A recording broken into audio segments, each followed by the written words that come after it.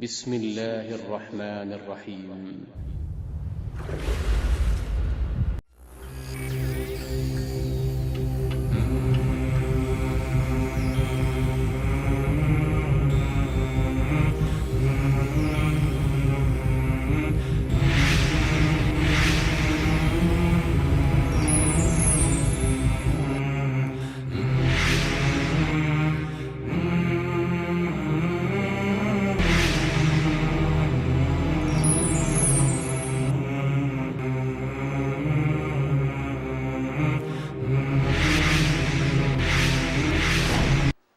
آیا غیر از کتاب الله و سنت رسول الله کدام علم، کدام طریقه، کدام منهج و روشی را اگر کسی بگیره قابل قبول است یا مردود؟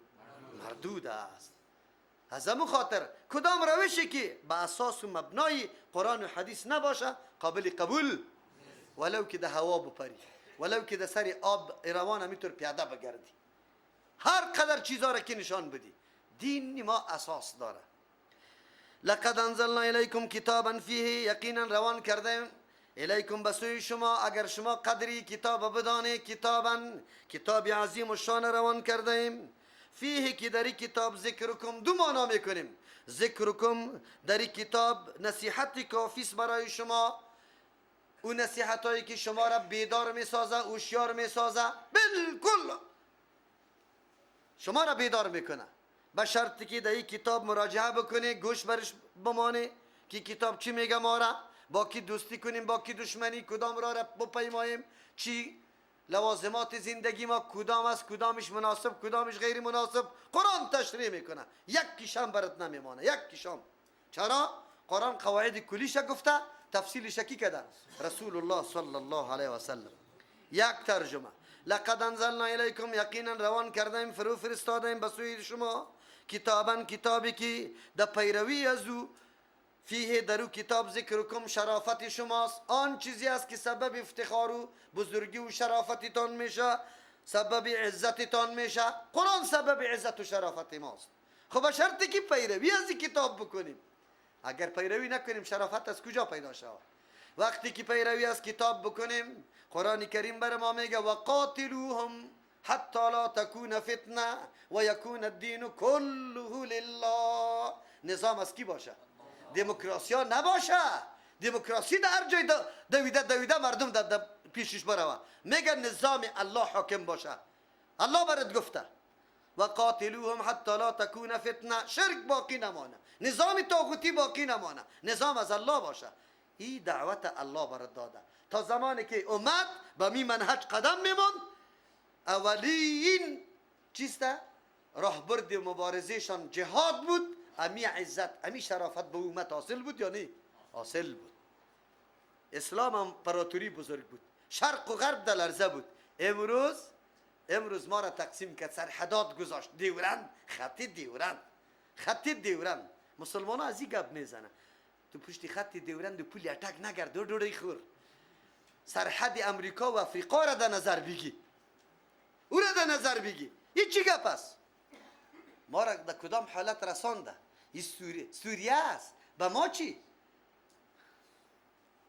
سوریه است. جنگ جدل هر چی که میشه در سوریه است. الله اکبر. در روی زمان خط نوشته میشد توسط یک خواهر به عمر رضی الله عنه، خط نوشته شد که اینجا عزت خواهر پایمال میشه، لشکر متوجه میشد به اون منطقه. امروز یک خواهر نه، به میلیون ها خواهرای ما زنده به گور، بعد از تعرضات بیشرمانه امی خبیثا در کدام حالت رسید؟ بوسنیا و هرزگوینا چی گپانه شد؟ در بی خود افغانستان ما چی گپانه شد؟ امروز در سوریه چی میگذره؟ در عراق چی میگذره؟ چی کار است که نمیشه؟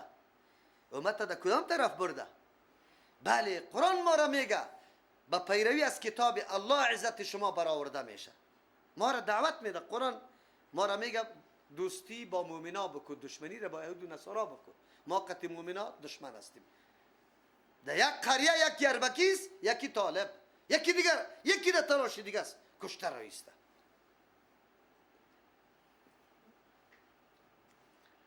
در کدام حالت ما رسیدیم؟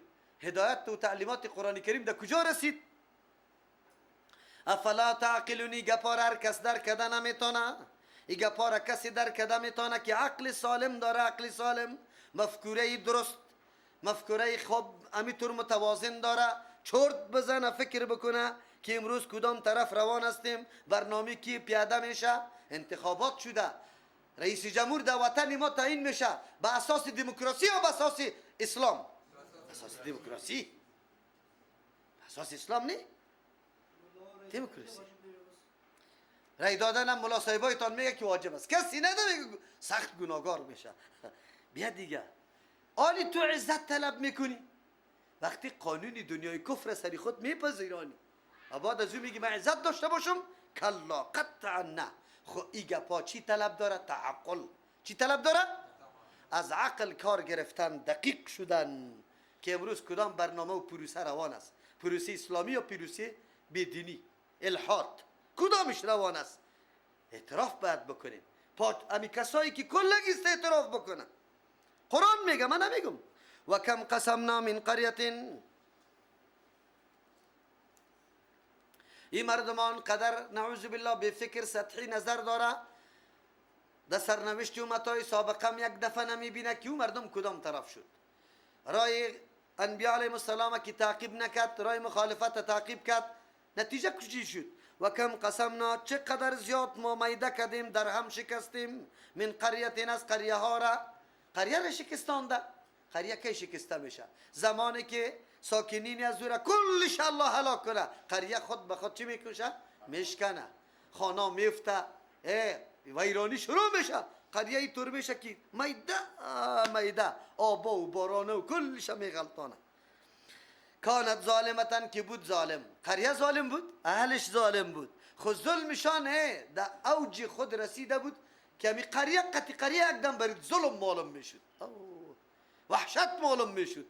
چرا هر طرف که میدیدی ظلم، زیادت، دشمنی و نعوذ بالله بدبختی، افغانستان ما به مو قریه بدل شده. بدل شده نه، احساس امن نمیکنی، نه جانت ده امن است، نه موترت ده امن است، نه زنت ده امن است، نه مالت ده امن است، نه آبرویت ده امن است، همه روز ریختانده میشه. الله متعال میگه اون مردم اینی رقم حالت شده بود. و انشأنا بعدها قوما آخرین، پیدا کردیم پس از هلاکت اهل قریه یک قوم دیگر. به الله چی سختی داره؟ ما و شما را کل شما را از بین میبره، الله قومی را با همت پیدا میکنه. بابا و نیاکان ما با همت بود یا نه؟ این همی قسم شده میتونه دولادای ما الله ابوتر کسا را پیدا کرده، الحمدلله پیدا شده. امروز پدر با امریکایان نوکر است، بچهش در سر کو مجاهد است. ایره بگوی الله پیدا میکنه، ایره دور ندانه، ایره یاد داشته باشه. یا میتور نمیمانه، وعدی قرآن است. این وعدی قرآن است، یاد داشته باشه که کفار از اینجا به نام نیک و عزت از افغانستان سفر بکنه و آمال آرزوی خود در دست آورده باشه، انشالله مگرم ای ارمان در گور ببره قطی خود نمیتونه برده. این را یاد داشته باشه. قرآن میگه پیدا میکنه الله متعال. پدرها زنگ میزنه، از ما سوال میکنه یک بچه من ترجمه میامد آلی نیسته، یک بچه من اینجا صدها و هزارها نفر میاد، پرسان کنم کیسته کی نیسته، یک روز یک نفر است دیگر روز نیسته، از ما پرسان نکو برادر. و انشأنا بعدها قوما آخرین، ما پیدا میکنیم الله میگه بعدها پس از هلاکتی قومی که به دستورات الله عمل نکرده، دعوت پیغمبران علیهم السلام نپذیرفته، قوم دیگر که پابند میباشه، اینقدر پابند است که ادنا سنت سوال میکنه.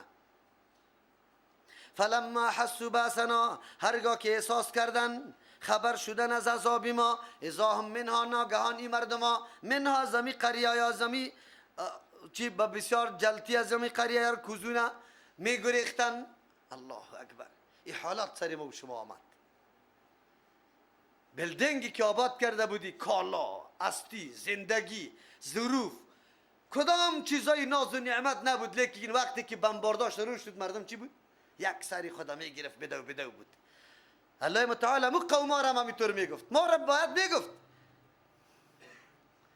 میدوان، به سرعت از پیشش میدوان تا دین روز خو یک دقیقه به نماز خواندن حاضر نبودی، در زمینی ده والا بودی، در دکان والا بودی، در دفتر والا بودی، در موتر والا بودی، خلاص در کامپیوتر والا بودی، در ساز و سرود والا بودی، در لهو و لعب والا بودی، به خاطر از اینکه دنیای رونق پیدا کنه جور میکردی، یک روپه را به کسی نماندی. آلی بسته زندگی را چرا ترک کردی میدوی در دشت بیابانی؟ در دشت بیابانی پاکستان که اونجا سمسرم زندگی نمیتونست از دست گرمی، خود تو اونجا دویدی. الله متعال برات میگه، چی برات میگه؟ لا ترکودو، ندوی ورجو باز بگردی الاما به او منازل و بیلدنگ هایتان، به او زندگیتان. اترفتم فیه که آسودگی داده شده بود، راحت داده شده بود برای شما دو او، همونجا پس بره. و مساکنکم بسوی منزلایتان بره. لعلکم تسالون، شاید نفرات داشته باشه که از پیشتان سوال کنه که چرا میگریزی؟ پروا نداره، ما در دنبالتان هستیم. سینه را بزنه کسی که شما را خلاص کنه که بشینه شور نخوره. ماستیم. یک کسی پیدا میشه که بگویه که غم نکنه ماستیم، پیدا میشه. عذاب الله که میآید. حالی کسی گفته نمیتونه که ماستیم. طوفانایی که میاد سر امریکا با اونمو قدر قوت و قدرت خود گفته میتونه که نگریزه. نه، توسط وسایل معلوم میکنه که زلزله و طوفان آمده است. یک ماه پیش مردم میگه کوچ کنه. پدرش نشسته نمیتونه اینجا، پدرش. الله متعال ما را تنبیه میده، عذاب الله آمده نیست. روز امروز خواه زراعت ما کم گرفتی، در جهاد نرفتی. پیغمبر علیه السلام چی گفت؟ اذا تبایعتم چیست؟ بالعینته. زمانی که شما یک بیع عینه را میکنی و اخذتم اذناب البقره و دنبای اسم ما کم گرفتی، پشت زمینا گشتی، جهاد ترک کردی و ترکتم الجهاد فی سبیل الله، دیگه چی بکنی؟ یسلط الله علیکم چیست؟ ذله. الله ذلت سرتان مسلط میکنه. لا ینزعه، الله این ذلت دور نمیکنه الا ان ترجع الى دینکم، مگر که شما باز به دین، به کتاب الله و سنت رسول الله رجوع کنی، او وقت باز عزتتان پس میاد. در غیر ازی بله. اما طور شد یا نشد؟ خب به خاطر ازی که آیت قرآن خب بفهمی تشریح میکنم. از خانه ما اولاد ما در روسیه رفت کمونست شد، از دست خود ما در این حالت رسیدیم. خانه را ترک کرده رفته. خب کی پس در خانه گشته؟ که جهاد کرده. چی کرده؟ بگوی. هنوز که جهادی واقعی میکردیم که مفهوم جهاد میفهمیدیم، یقینا که امروز در جهان سری هر کس که به چشم میکشیدی میلیونا دلار برات روان میکرد، میلیونا. اگر مجاهدین متفق می بود، اگر مجاهدین یکی دیگه خود نمیزد. شما باور به الله بکنید که افغانستان هر مملکت یک دفعه همین چشمی خود باز میکرد، سرش میکشید، میگفت ما هر چیز آماده است، خلاص خود شما ما را بانی. این نیروی قوت علمی، قوت مادی، قوت تکنیکی کلش جمع شده بود. مهارت هایی که مجاهدین حاصل کرده بود در جنگا، پدری نیروی امریکایی او را نداشت. حالا هم مجاهدین همینطور تکنیکا را یاد داره که پدری نیروی امریکایی هم یاد نداره. این گپا غلط است، بهانه است. این مرکز دین اینجا جور میشد. مسلمانای کل جهان هم بیدار هم شجاع و با شهامت در این مرکز، در این قلب آسیا جمع شده بود. دنیای کفر ترسید که هم اسلحه جمع شد، هم نیروی چی؟ معنوی. هم افرادی که سری مرگ خود چیست؟ رای نمیزنن. حالی نه امریکا باقی میمانه، نه چین، نه روس باقی میمانه. روس و امریکا با هم دشمن بود یا نه که دوستا بود؟ امریکا یک طرف شما مجاهدین اصلا نمیدادن مقابل روس، لیکن در زدن مجاهدین چرا کلگی یکی میشه؟ چرا یکی میشه؟ خطر متوجه کلگی بود. این خطر جهانی بود. برای چی؟ بگوی برای کاخه کفر. کاخه کفر خطر بود.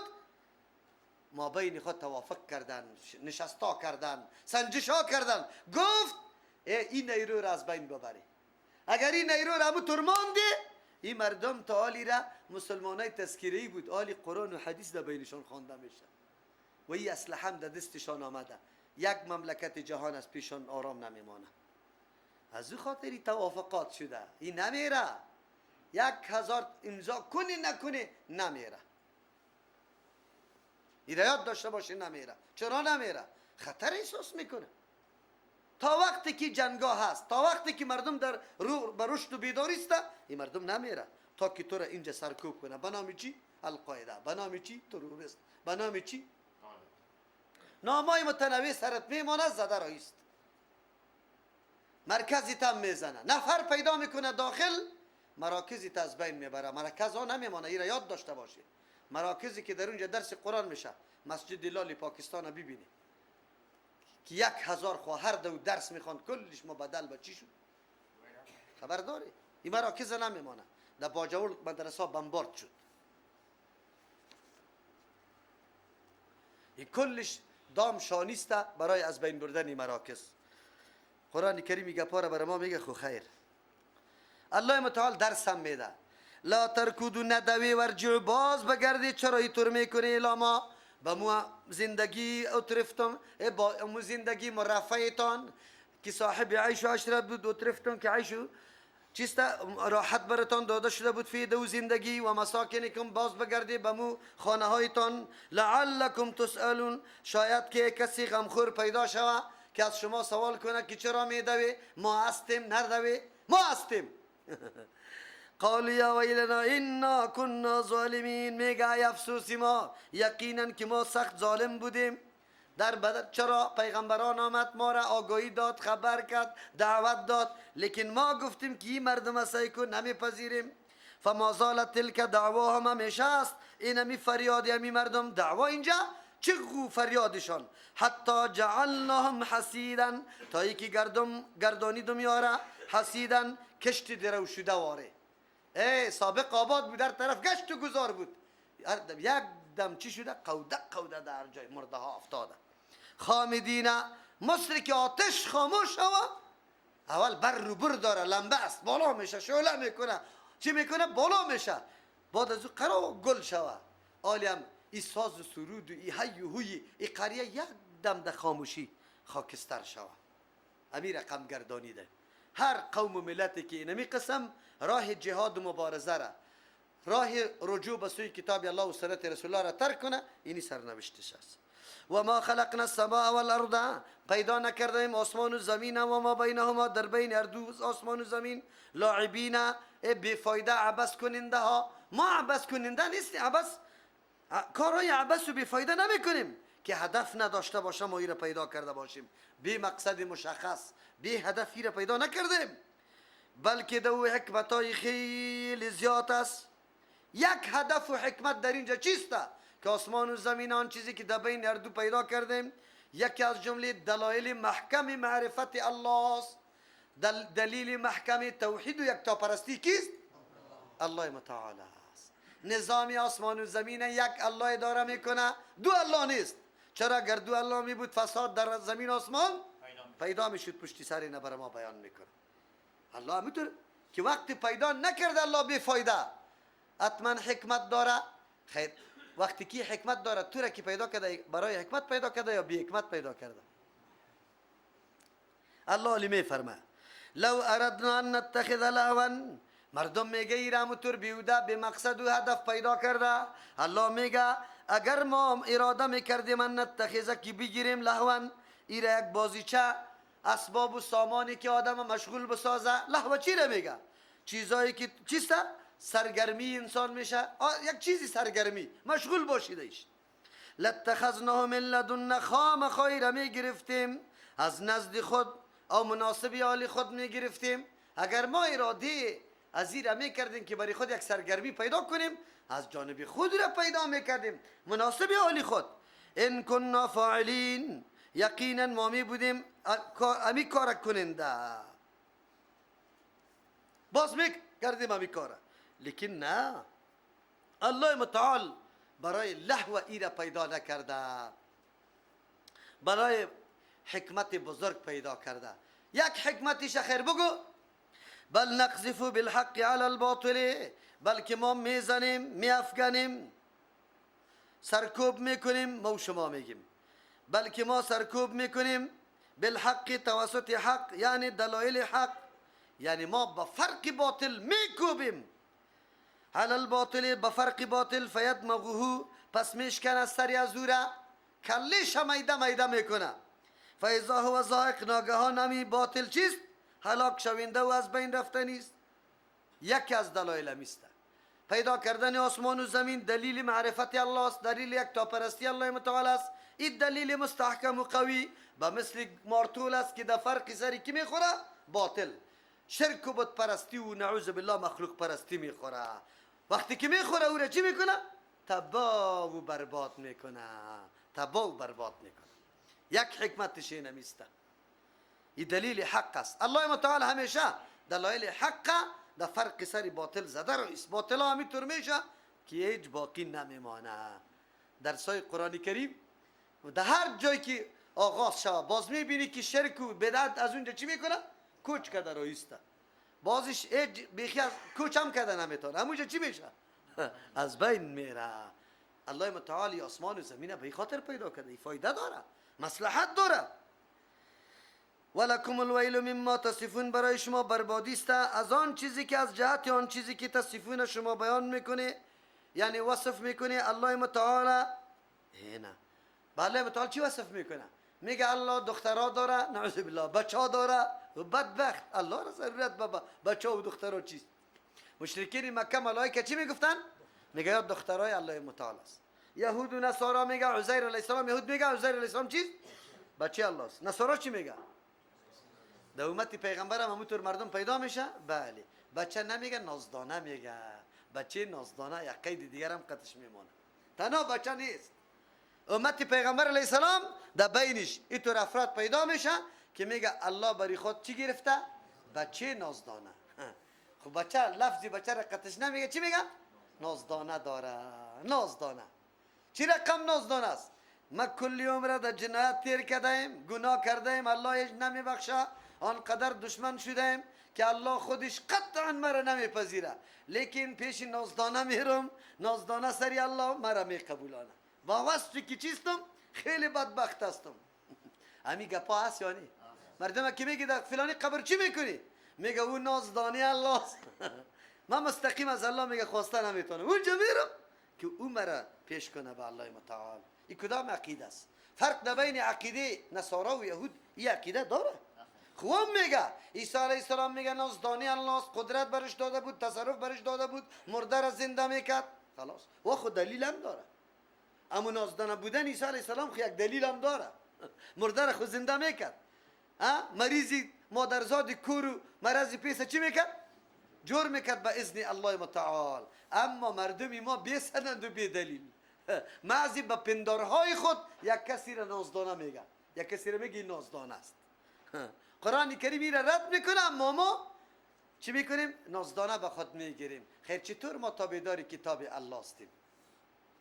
الله برای ما میگه ولکم الویل، بربادی باشه برای شما مما، از جهت از سبب او چیزی که تصفون شما بیان میکنه برای الله متعال. الله چی ضرورت داره به نازدانه؟ نه متصرفین است در گوشه های دنیا که و تصرفات داره، الله برش تصرفات داره. چی ضرورت داره الله متعال؟ او خودی داره نمیتونه. برای انجام امور الله متعال کی را پیدا کرده؟ وظیفه را به کی داده؟ به انسانات داده؟ به ملائک؟ الله ملائکه پیدا کرده که و کارا را در سر برسانه. با وصفی که الله متعال خود قدرت داره، خود قدرت داره. همه نظامه. ملائک نبود، نظام بود یا نبود؟ نظام بود، ملائک نبود. از او خاطر الله میگه وله من فی السماوات والارض، خاص در اختیار الله است. کسی که در آسمان است و کسی که در زمین است، همه اختیارات از الله متعال است. اگر ملک است، اگر در زمین پیغمبر است، مؤمن است، جن است، انس است، کلش در اختیاری کی قرار داره؟ در اختیاری کی قرار داره؟ یا محتاج است به الله؟ چه رقم در اختیار الله است؟ مخلوق الله، مملوک الله، بنده الله. چه کائناتی که است در آسمان و زمین؟ مخلوقی کیست؟ مملوکی کیست؟ هر نوع تصرف الله دایش کرده میتونه. و بنده کیست؟ عاجزی برای یک الله میکنه.